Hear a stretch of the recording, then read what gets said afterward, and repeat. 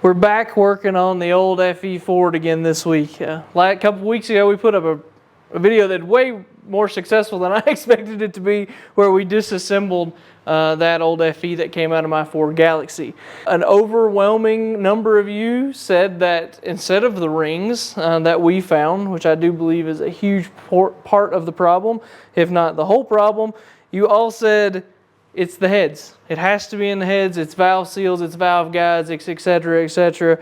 Basically, that all of our problem was in the heads. So I said it makes a lot of sense to do a video solely on just taking these heads apart. Let's pull the valves out. Let's check the valve guides. Let's look at the valve seals. Let's do all of that. And so here we are. That's what we're going to do this week. So what we'll do is I've got both of these pulled up here. It's really cold, so we're not down at my shop at my house where the car is. We've brought them in here. We've actually brought them in a couple days early to let them warm up some so they're not just miserable to work on. But we're going to disassemble both sides of these, and I've also got the rocker shafts here as well. We'll do a little inspection on those because there was a couple of people that said potentially some gumming up and oiling issues out of those, or potential over oiling issues out of those. So we'll check all of that right now. So let's dig into this first one and see what we run into. So luckily the first thing Dad caught here was that when I pulled them off, I forgot to mark them. But luckily it's pretty easy. We know that this is the driver's side because this is the bolt that holds the coil bracket in place. So we know that this is the driver's side, so we were able to pretty quickly do that. But he went ahead and broke out his stamp set here and marked this side L under the coil bracket. And then he'll mark the other side with the right, of course, passenger side. So just something that we do to try and keep ourselves straight when we do stuff like that.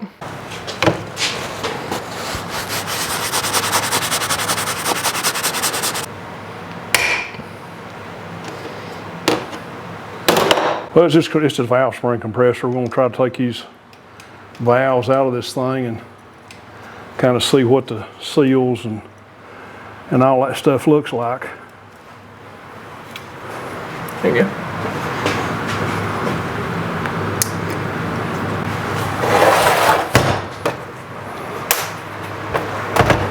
Can they? I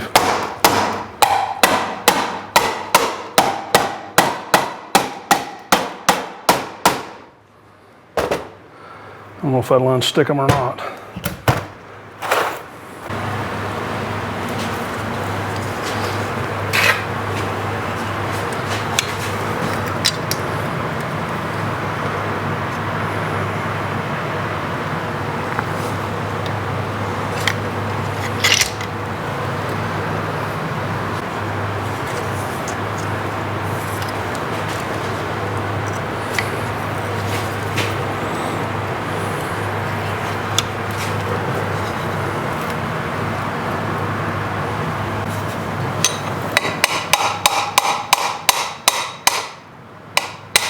There you go.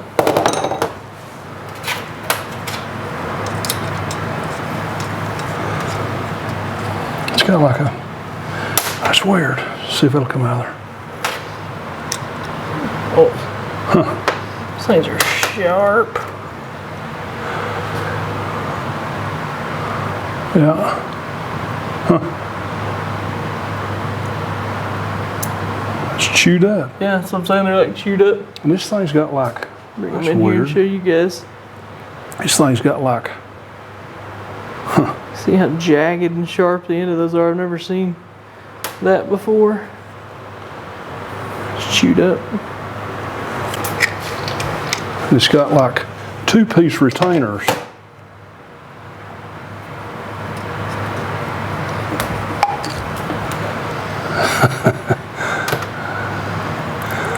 That's supposed to be flexible. Really soft, I imagine. You can see there, that thing is, it's killed. You want to get this loose motion in the valve guide. There's that, and then, hold on. There you go, try it now. I'm moving it. So yeah. It's not got a huge amount. Yeah, so the guides aren't, that one isn't so bad.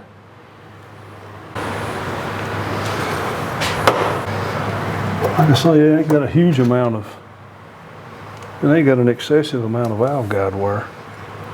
And it's got some. I've never seen a two-piece retainer. I don't remember that Ford truck having a two-piece retainer. Well, there you go. There's your first thing to comment on, Ford guys. Is that supposed to have a two-piece retainer? Well, it's supposed to have a two-piece retainer. I mean, good gracious, that's the ones that come in it. Well, that seems to be the case, yeah. This one's not so chewed up like that other one was. Good boy.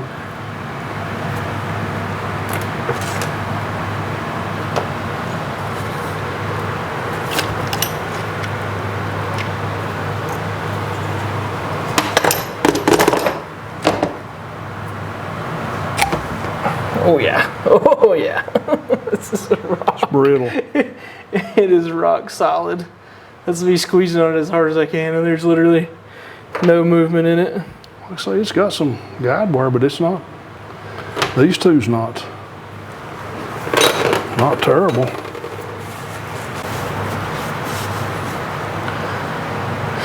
Valve stem's a little galled. Does it come out of the exhaust valve? They're not chewed up too bad, are they? No, the ones that come out of the intake valve. The intake valve's not chewed up. The exhaust, yeah, these are not bad. Exhausts are the ones that were chewed up. These are not bad. What's the valve seats look like?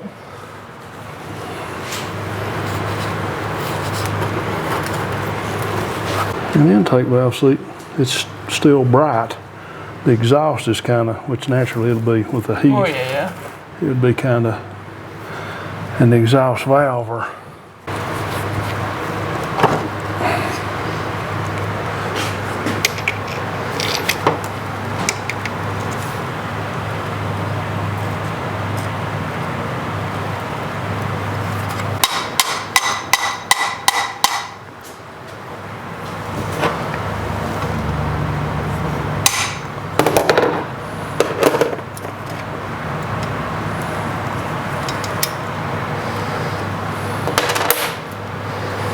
So it's not so chewed up either.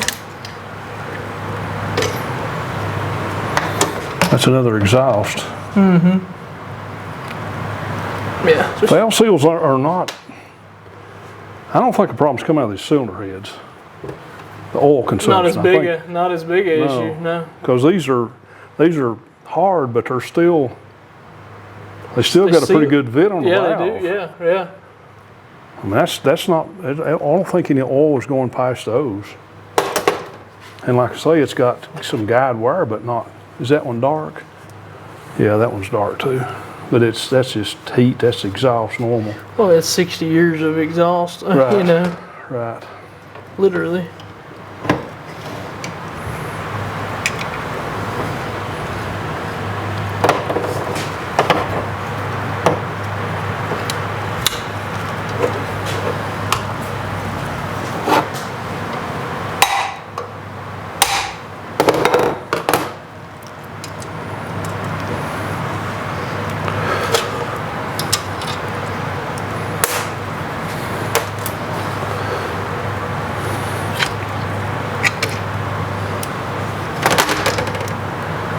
Now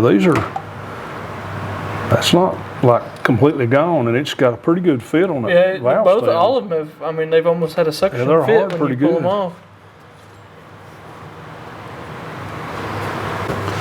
What's this like discoloring, like pattern That's what I'm talking on about. the valve? It's galled. It looks like it's galled Yeah, somewhere. but it's smooth. Well, it's not there. The there's got a little texture to it. Kind of pattern, if you will, on these are the intake valves. And they've all got that pattern. Exhaust and intake do. Do the exhaust have it too? Mm-hmm. Not as bad though. They've got a pretty good chatter on them. That was the same way. It's not as dark, discolor, but I don't remember these two-piece retainers. But it's been a while. Yeah, fair. When was the last time that you took one of these apart?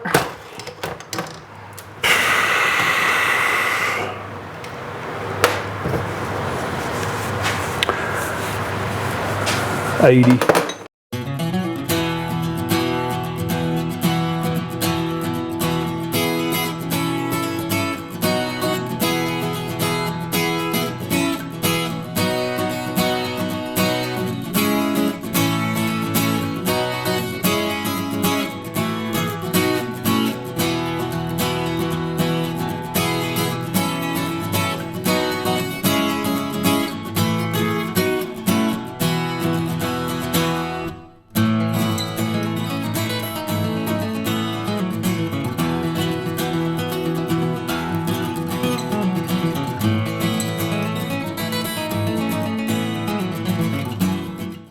so we got them completely taken apart. We did a little time lapse there because basically we were finding basically the same thing with each one, and we didn't want to kind of bore you guys. So anyway, I want to show you guys the inside of these intakes and exhaust valves, just so you can kind of have a reference on what it looks like inside there. I can't say that we were really surprised about anything that we found.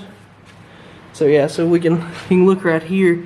You can see there has been a bunch of oil and everything just kind of sitting in all of these intake valves.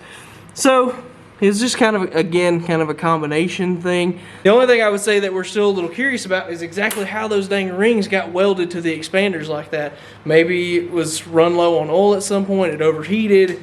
Maybe the engine just got hot in general. I don't know. Or maybe there was a theory that a couple guys spit out on in the comments on the last video, and one of Dad's friends, Brad, also said maybe somebody hooked a welding ground up to the block at some point, and it sort of grounded through them and caused that. I don't know. So we don't have a good reference on why those rings were part of it. But to be honest, the valve seals, yes, they were very hard. The valve guides themselves, though, not as worn out as we expected. It's definitely a combination of issues, but the rings not expanding like you're supposed to, we still believe was the biggest part of what was going on there. Those rings being welded to those expanders like that is definitely causing a lot of issues, a lot of oiling issues there. If you guys were wondering why we didn't kind of keep track of any of this, or as we were taking it apart, is that basically that more than likely when this thing goes back together, it's just going to get a set of some sort of aftermarket aluminum heads to go on it. I asked the question last time on any sort of parts and pieces that you guys have for recommendations. This is going to be basically a mild rebuild. It's not going to be anything crazy. I'm looking at the Edelbrocks that they have, because I have an Edelbrock intake to put on this thing already, one of the RPM Performer intakes, found it on Marketplace last year.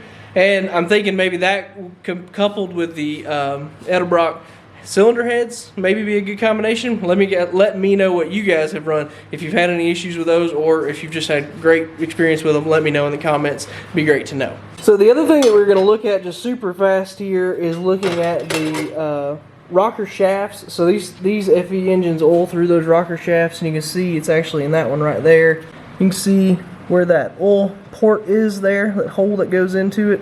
So that pushes up through these through the stands and into the shafts themselves and oils it. At one point, somebody had mentioned in the comments, first off, I think Bobby had mentioned, were our deflectors in place? And they were right here with them. I couldn't remember at the time when he asked me, but they were for sure in place. Then if you look in here, if you look at all the parts and pieces in this engine, I mean, even the valve springs and everything, I mean, everything is super clean as far as not gummed up or anything like that. There's no oil passages that seem to be plugged, or it doesn't appear that there's any sort of sludge in these shafts or anything like that. So I don't think that was an issue. Now, one thing about it with Richard, the guy, my uncle that owned this car before me, he was religious about getting oil changed. He was really diligent about that, probably changed it every 3,000 miles. Now, quality of oil back then, and maybe what he was willing to spend on it maybe was a little low, but at least he did keep it changed regularly. We do know that for sure. He was really, really diligent about things like that, and he noted everything down, which is why we think it's so weird, and we've been trying to figure out why this engine came apart, and not that we found so far, he hadn't written it down. And it's just completely unlike him to do something like that. So we're still digging to see if we can find why the heads came off of this engine, more specifically what they did when the heads were off of it. That'll be really interesting to see and kind of figure out where it goes with it. So there you go. There's the cylinder heads. Those are taken apart. They're going to get aftermarket heads more than likely, but I just wanted to see what the condition of the valve guides were, what the condition of the valve seals were. Like I told you guys, these seals are rock hard for sure, but they at least did have an almost suction grip on the valve itself. So they were still doing some sealing for sure, but like I said, it's a 6-year-old engine that probably only partially came apart one time in its life, at least as far as we can tell. So there you go. That's what we got here. That's the cylinder heads off my FE 390 that came out of my 64 Galaxie. I hope everybody that watched the disassembly also watched this, so that they can see kind of where we were with these cylinder heads. That's the whole reason why we did this video, to be honest, is because there was a big group of people that watched that, and we want to follow up and show them what the cylinder heads look like. So I hope you guys enjoyed this. Hope you learned something. Hit that subscribe button. We appreciate y'all. Follow us on Instagram and Facebook and all those places. We'll keep doing this and keep growing it, and we'll see you guys next week.